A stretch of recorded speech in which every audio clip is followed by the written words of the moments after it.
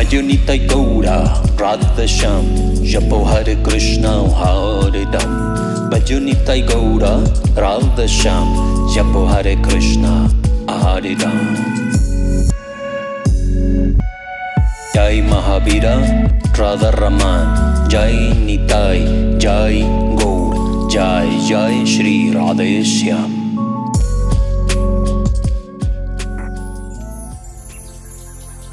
Jai Sri Radheshyam and welcome. After finishing that wonderful trip, Jiva Tattva, we will start a new episode, a new series in this channel regarding to one of the most important things to know about Gaudiya Vaishnavism. We will speak on the women on Gaudiya Vaishnavism.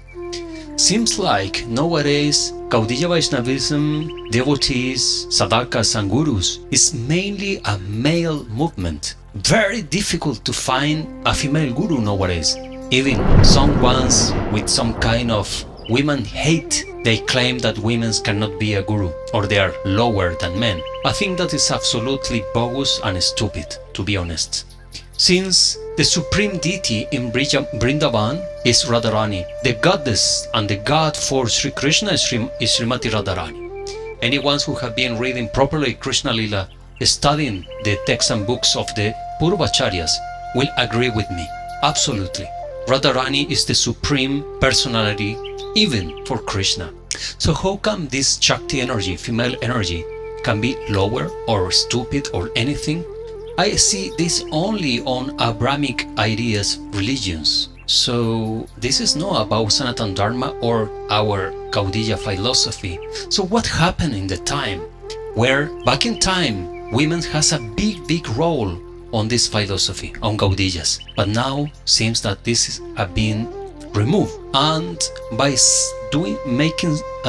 keeping silence on this topic, we are helping to the demons to remove the real history of Gaudiya Vaishnavism. Therefore, I am here back with one excellent investigation and writing. These are only 23 pages, writing by one of my friends who actually left the body not long ago. He entered the Lila, and when he left the body, everybody was showing respect to one man who, while being alive, was hardly criticized. Well, mainly by the ones who are always criticizing and doing all kind of offenses by words from Ishkon or Gaudiya Mat. But when he left the body, a big number, an impressive number of devotees were writing letter to him and praising his work because his work was great. I am speaking about the one who I interviewed several times, and I have several conversations, not recorded conversation on Zoom, and he spoke the things very clear, crystal clear and openly. Is what this world is lacking of speakers who has integrity to speak the things as the things are. The truth is not meant to be nice. The truth is truth. I am speaking, of course, about Jagadananda Das. Jagadananda Das, from here, from the other side of the reality, I am sending you, Dada, my pranams and thanks for your work. When everybody was writing about him, I keep silence for the simple reason that I will not fail in this trick that when somebody pass away or die, it's always a hero, you know. This is sad. All the big artists must to die in order to be recognized. How Mozart died in poverty. How Beethoven died. How about Dostoevsky? How about Nietzsche? How about all the genius, you know? Nobody appreciates them when they're alive, but when they die, everybody show their love. No. So that's why I keep silent on that moment. I didn't wrote anything. Because I showed the love to Jagadananda Das by my own words, in person. And now I am getting back to his work and showing my appreciation publicly. So this writing is, the title is Women Saints in Gaudiya Vaishnavism. There are two great granthas that are an absolutely need to read for all Gaudiya followers, that are called Saints of Braja, Saints of Braj, and Saints of Bengal. There are several biographies of Vaishnavis who are outstanding by devotion, by tapa, by realizations, all of them achieving siddhi, just as any supreme Vaishnava. There is no difference. Even women has a big chance and one big quality, skill that men does not have. That women already are in the body of a female, Shakti. Men don't have that. Men, we have to practice our smarana, deep meditation bhajan, in order to enter in that consciousness in relation to Krishna. But women no. Women can have this directly. So women are very, very, very blessed by Krishna and by Radharani by having a female body, so they can go directly to Gopi Bhav. For men it's more difficult. For many men, this will never happen in this body, So for us, we must work hard to get there. This consciousness in relation to Krishna, Madhurya Bhav. Let's start with this text, book or paper, if you want to say. Women Saints in Gaudiya Vaishnavism by Jagadananda Das. There are few traditional societies in which women have played a dominant historical role. In this respect, Gaudiya Vaishnavism is not different. The egalitarianism of Bhakti movements, which stress the universality of devotion and deny any disqualification based on birth, sex, caste, seems to have had limited real effects on the actual social circumstances of any of these classes of people. There are some, including the eminent Bengali historian Ramakanta Chakrabarti, who felt that the status of woman was improved in Chaitanya Vaishnavism, mainly due to the singular example of Jannava Devi. Indeed, it does appear that literacy rates among women and men in Vaishnava castes in Bengal were somewhat higher than in other comparable groups, but this evidence is far from overwhelming. Today, some women may have found playing role of guru, especially ministering to other women, and there are some Chaitanya Vaishnava women who sing Padavali Kirtan or give discourses on Vaishnava texts. On the whole, however, despite their dominant numbers at most religious events, the roles of women continue to be a supporting one and subordinate to that of men.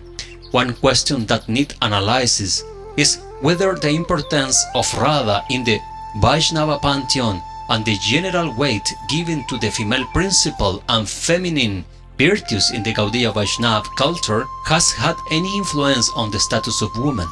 Many feminist analysts have pointed out that the worship of goddess has no proven relation to any such amelioration. Sorry if this word, first time I hear this. Amelioration, what is that?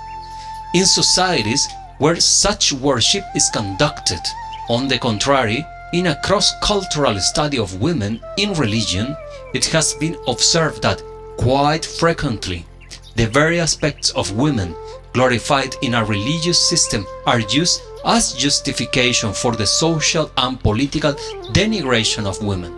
Different ideological definitions and perceptions of men and women further the separation and isolation of women. Seldom does this work to women's advantage, even when women are seen as spiritual, as in the 19th century cult of the true womanhood. The expression of such spirituality was believed best confined to the privacy of the domestic world. I will link this text because I get this text for free as part of some studies. I will give a link for free download of this full text. You can download and check the comment section below and the description of the video. There is the link for this PDF. You can download for free and study on your own time. Let's continue. In its origins, it might be said that the Chaitanyites, or followers of Chaitanya Gaudiya tradition, is no exception to the rule. In spite of the exalted place that it gives to a female deity, Radha, and to the feminine virtues, the Chaitanyites sect at least in the vision of it presented by the Vrindavan Goswamis and their followers, with its strong emphasis on asceticism, appears to have followed the Puranic tradition regarding women as found in the Bhagavatam, with its many clearly misogynist statements. Appears to have followed the Puranic traditions regarding women as found in Bhagavatam, with its many clearly misogynist statements. Despite this, a closer examination of the Chaitanya Charitamrita shows that though women are clearly cast in traditional feminine roles as wife and mothers, there is little or not overt misogyny. The heavy emphasis on the renunciation of sexuality and the danger of involvement with women when engaged in the exercise of spiritual practices do not necessarily enjoin the explicit or will-filled hatred or denigration of women, though it cannot have been particularly helpful. The case of Junior Haridas, described by Krishnadas Kaviraj in the Chaitanya Charitamrita, is perhaps the most outstanding example of the strict standard of sexual segregation Chaitanya expected of his renunciate disciples. The young renunciate Haridas was ostracized by Chaitanya for having begged rice from an old woman, Madhavi Devi, the sister of one of his most intimate associates, Sikhi Mahiti.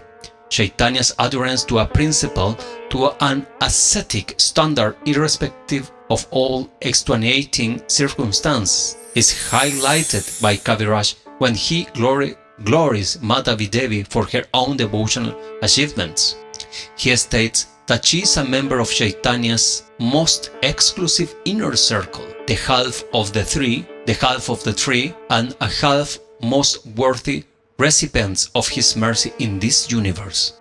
Even so, of the various Bhagavata verses that might have been chosen as authorities for such a strict standard, Kaviraj envisions Chaitanya as quoting Bhagavata Purana 9:19-17, which places emphasis on the strength of the senses and the weakness of men rather than on the insidious sexuality of women. One should not sit alone with one's mother, sister, or daughter. The senses are so strong that they can distract even a wise man.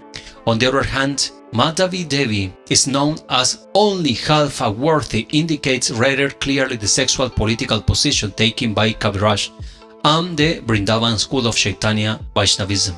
It should be noted, however, that Madhavi Devi is unique in the biographies of Chaitanya as a woman who is given credit for personal spiritual achievement, even though neither her devotion nor her age could rid her of the curse of being a danger to men who wishes to free themselves from sexual desire. Alright, there is more paragraphs and information here regarding to the presentation, but I will jump directly to the biographies and stories of the women saints on Gaudiya Vaishnavism. But I just want to extend one thing. Just by avoiding women, you are not free from sexual desires. Because if it will be so that you avoid women and then you are free of sexual desires, then homosexual people will not exist, and homosexual monks will not exist, and we know that they are everywhere, and in every single sect and religion they are there. So this is not the way, because in that point, on that way, we must to avoid association with men also, men with men and women with women, because there are some lesbian and some homosexual guys, right?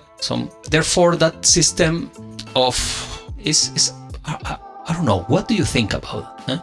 Repression does not give any result. Krishna says in the Bhagavad Gita, what we will win with repression? Nothing win. It's just making the problem bigger, because the energy is compressed every single day, more compressed, and in one moment it will explode. And when it explodes, it creates a disaster on a monstrous scale. Like a monster. And then we see all the things that we know, for example, from the New Vrindavan Gurukul raping case of childs by their own gurus and swamis. Yes or not? This is history. I have one playlist here about that. It's called Krishna cult and murder, something like that. Yeah, here just 3 videos, but I spoke about this out of one documentary that is exposing that dark side of the history. Yeah, that is all the story, and the person who was behind that sure is in hell, but the problem that there is one Murti of him in Vrindavan, and who installed them must be people who is connected with that dark and horrible world, and they are still having disciples, by the way. Anyways, if you want to read all the introduction, that is quite interesting with so many references, then download the PDF on the link. 1. Women in Chaitanya's life. Few of the women who figure in the Chaitanya biographies are there as Vaishnavas in the sense of practitioners of the formal practice of devotion. They are devotees of Chaitanya rather than Krishna, and their high status in the hierarchy of Chaitanya's associates is due primarily to the relation which they had to him. They are considered to be Nitya Siddha, eternal associate who descend with him to participate in his lila. In the later recasting of Chaitanya's life as myth or literature, these women have taken on archetypal female roles that in some respect overshadows the historical facts of their lives. Thus, the analysis of the descriptions found in the biographies must be informed by the categories of Indian poetics and literary theory, especially in the way understood by Rupa Goswami, who was influential on the entire Gaudiya Vaishnava way of thinking. The primary difference then between these women and those who follow in the later periods is in their emphasis on the human person of Chaitanya himself rather than the God Krishna and their human experience of love, rather than the practice of asceticism and ritual devotion. 1. And here we take over. 1. Sachi Devi. The stage for Chaitanya's dramatic departure is set by describing Sachi Devi as an ideal mother, the worthy bearer of the incarnation. She is everywhere recognized to be identical to both Yashoda and Devaki, the foster mother and mother of Krishna respectively. Her glories are extensively described in the Chaitanya Bhagavata, where she is said to be devotion incarnate, the mother of the universe, etc. Sachi was an educated woman, the daughter, wife and mother of scholars, and she demonstrated her learning in the metaphysical arguments she had with her precocious son. According to the biographies or biographers, she was privileged on several occasions to experience evidence of Chaitanya's divine status. Vrindavan thus describes her hearing the sound of the flute coming from the child Nimai's mouth and then having a vision of his divine power.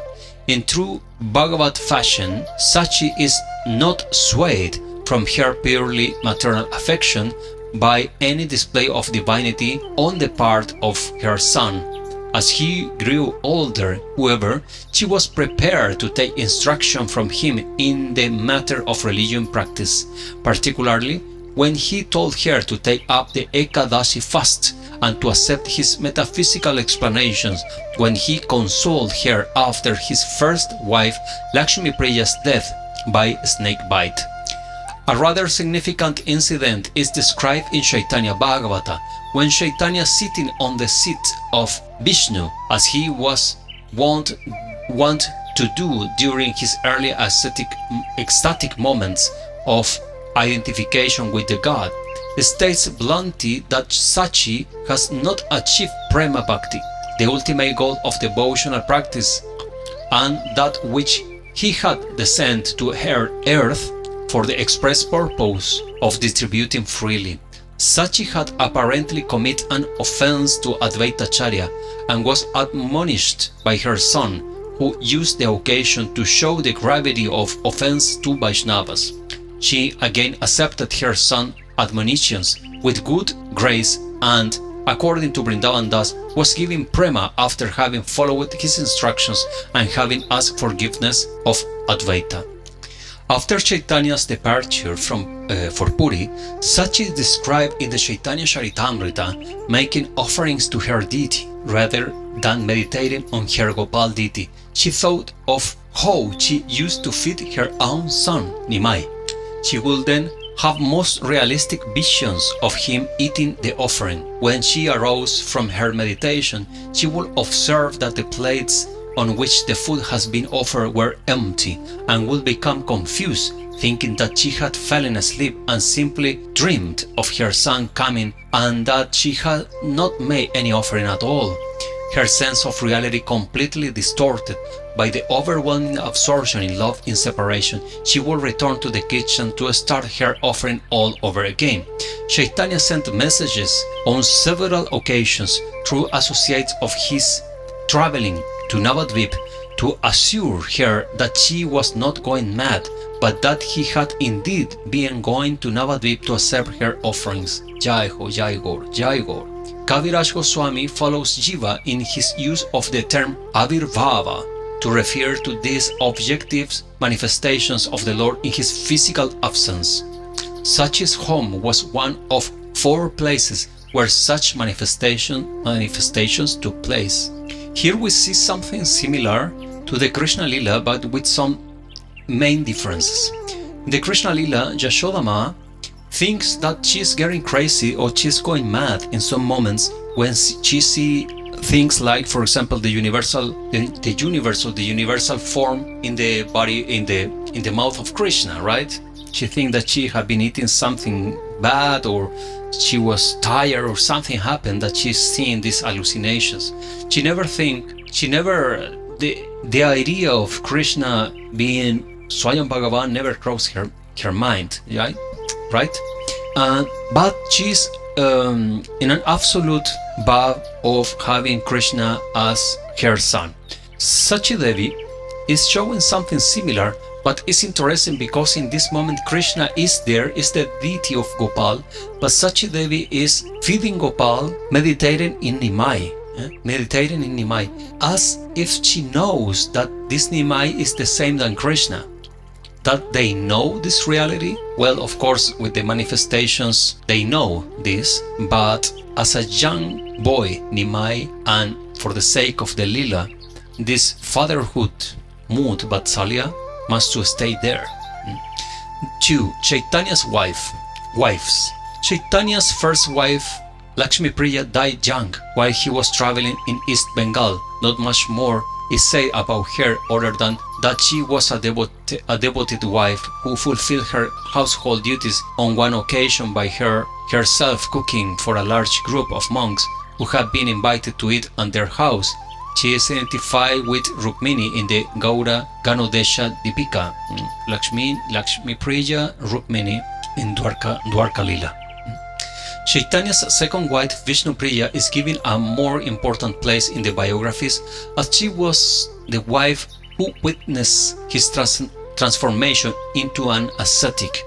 She is described as a devastated woman who had been helplessly losing her husband to a progressive obsession with his devotional commitment to Krishna. Prior to her marriage, she led an exemplary life, bathing 3 times daily in the Ganges, but overall her character is not particularly well developed in any of the Chaitanya biographies. Understandable is that she was probably not much more than 12 or 13 years old at the time of her marriage, and her separation from him took place not long thereafter. The wedding itself is described in the stereotypical fashion, with the usual hyperbole surrounding the opulence, etc. of the ritual. The pivotal event in her life was, of course, Chaitanya's departure for the life of renunciation of Chaitanya's biographers. Only Lokandas in the Chaitanya Mangala describes the couple as having spent the last night of their life together in the same bed. Several descriptions have been given of Vishnupriya in the years that followed Chaitanya's departure. The primary image is that of an ideal widow, carefully leading the pious life that was and still is generally expected in Bengali widows. Well, not just in Bengali, in Vrindavan, right? Actually, this thing in Vrindavan is quite heavy, but we will speak about that later. Though it does not seem as though as though she took an active leadership role in devotional movement inaugurated by her husband. She nevertheless remained an icon and living place of pilgrimage during that time, continuing to live and serve her mother-in-law Sachi. She adhered to a high standard of authority which impressed the devotees in the movement. In the Advaita Prakacha, chapter 21, Chaitanya's disciple Jagadananda describes to him the daily activities of Vishnupriya. She will rise early each morning before daybreak with Sachi to bathe in the Ganges, but then remain indoor the entire day, never letting either the sun nor the moon shine upon her. The devotees will never see her face except when she came to eat, and no one ever heard her speak. She will only eat Sachi's remnant and spend all her time absorbed in the repetition of the holy names, while meditating on a picture of Chaitanya as he looked before taking the renounced order of life. Wow, Krishna. So heavy. Vishnupriya Devi seems to have taken the Bhajan path promulgated by Chaitanya seriously. Parenthesis. The movement of Chaitanya Mahaprabhu is the Sankirtan movement, and I will tell you one big detail. Sankirtan movement does not mean musical instruments and kirtan party. Sankirtan means to get absorbed 108% in the name. And this is exactly what Vishnupriya is doing. She's going to take bath and then she close door and bhajan. Just repetition of the name, the whole day. This is real Chaitanya movement. Since this is very difficult for the majority, then this information can be kind of switched to something like let's chant all together. No? Sankirtan does not mean congregational chanting, but means full absorption in the kirtan, in the repetition and singing of the Harinam. So japa, bhajan, sitting, Harinam songs, etc. This is the real sadhana of Gaudiyas as Chaitanya's instructions. Alright. One of the most often repeated descriptions of her recounts that she counted each completion of the 16 names of Krishna by placing a grain of rice in a clay pot. Again, here is showing what I have been speaking early, like 1 year ago maybe I did several videos on No Mahamantra in Kirtan. Vishnupriya, who hear and get the most intimate darshan of Chaitanya of Sri Gauranga Mahaprabhu, right? She's doing every day just japping. Repetition with counting of the Harinam Mahamantra only.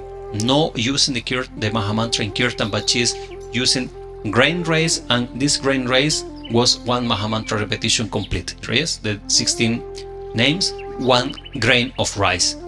This is the counting that Gauranga was speaking about. Mahamantra for counting and for singing. Harinam songs as growth by Narottam Das Thakur. Narottam Das Thakur wrote beautiful kirtans that everybody can chant or can meditate on. Meditate, Sankirtan. Kirtan is music, songs.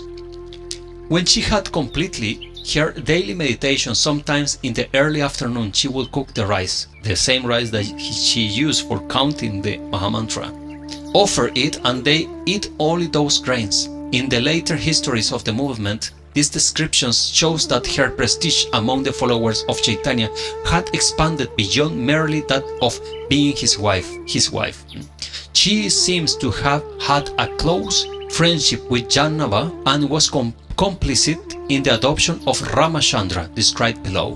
Moreover, Vishnupriya inaugurated the worship of a Chaitanya image around which numerous legends arose. It is said in the 17th century Vamshi Shiksha, a history of the Bhagnapada Goswamis, that after Chaitanya's renunciation, Vishnupriya had abandoned food and drink until he appeared to her, and Vamshi Vadanananda Thakur, in a dream, telling her to have an image of himself carved in the Margosa tree under which Sachi had sat to suckle him. When the Murti, the Vigraha, the body, the deity, the Murti had been finished, Vishnupriya sang the verse of Shandi thus: "Here is the Lord of my life. I am finally able to see him for whom the arrows of desire have caused me to burn, and come to the point of dying. Wow. Vishnupriya Ma ki jai. What a devotion. What a level of devotion is. We cannot even think on that, you know? The mind cannot even reach to that level. Like it's a transcendental, oceanic size that we cannot even think on that. Can you imagine? I quit eating and drinking, so I will leave my body, and the only thing that will change my mind on my tapa will be that you, my Lord, will appear in front of me. This is real. This is real. This is real. Tell me one person who can do this nowadays. Everybody take all these stories as almost like mythology, you know. It happened, yes, some time ago. Now it's not neat. Wow, this is what I am looking for. This is what I am looking for. Wow, how beautiful. Krishna, Krishna. Here is the Lord of my life. I am finally able to see Him for whom the arrows of desire have caused me to burn and to come to the point of dying. Oh, Gaura, Gaura. This same deity known as Mahaprabhu is still worshipped by the descendants of Vishnupriya's cousin Madhavacharya in Navadvip, where it remains the central focus of pilgrimage in Navadvip, the birth land of Sriman Mahaprabhu. Whatever worship of Chaitanya in the mood of Vishnupriya exists, such as the Chaitanya Das Babaji in the early part of this century, centers around the Mahaprabhu deity, the Mahaprabhu deity that is in Navadvip, and the Mahaprabhu deity that we see in Navadvip nowadays is the same Mahaprabhu that Vishnupriya Ma was worshipping and is worshipping. Wow, Krishna. This is the next level. Yes or not? Wonderful. How inspiring these Nitya Siddhas are. I feel blessed to read this, to hear this, and to meditate in this lila. So beautiful. I have no words to what I can say, you know. Normally I have some comments on the reading, but this just catch my heart and my mind. What I can say. I have no qualification for be a human. What I can say about this. Yes, I know what I can say. Nitai shining in my heart chants. Vaya Gauranga, Kaha Gauranga, Laha Gaurangera Namare. Vaya Gauranga, Kaha Gauranga, Laha Gaurangera Namare. Vaya Gauranga, Kaha Gauranga, Laha Gaurangera Namare. Nuestro Nityananda Ram, our Nityananda Ram, used to chant this line constantly. Should I say this or no? I should say, yes. You know that Nityananda Prabhu was not chanting Hare Krishna Mahamantra Kirtan, even Chaitanya Mahaprabhu didn't. And this is part of the mythologies. It's not true. They did japa of Mahamantra Hare Krishna only and chanting Harinams as I am saying. Vaya Gauranga, Kaha Gauranga. But Nityananda Prabhu was chanting the name of Gaura constantly.